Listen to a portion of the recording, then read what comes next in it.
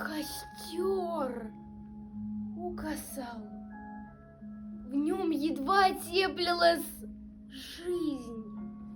Он чувствовал, что и часа не пройдет, как от него останется горстка пепла.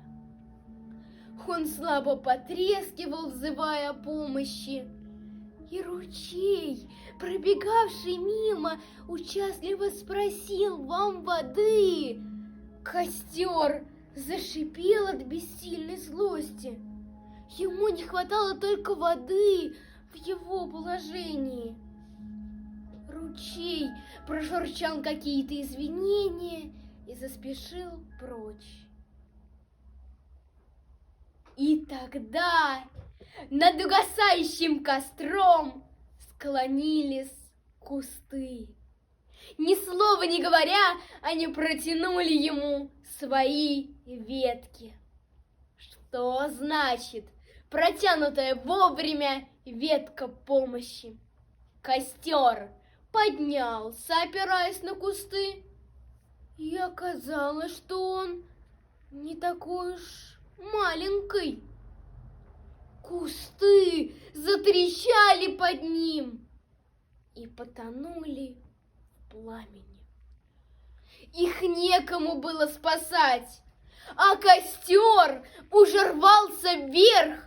Он стал таким высоким и ярким, что даже деревья потянулись к нему. Одни восхищенные его красотой, другие просто чтобы погреть руки.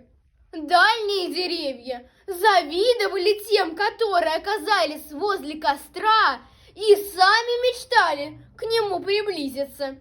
«Костер! Костер! Наш костер!» — шумели они. «Он согревает нас, он озаряет нашу жизнь!»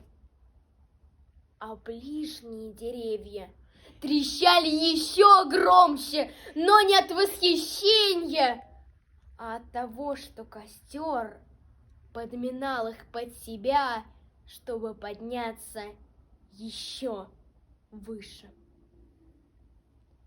И все же нашлась сила, которая погасила костер. Ударила гроза, и деревья роняли тяжелые слезы. Слезы по костру, к которому привыкли, и который угас, не успев их сожрать.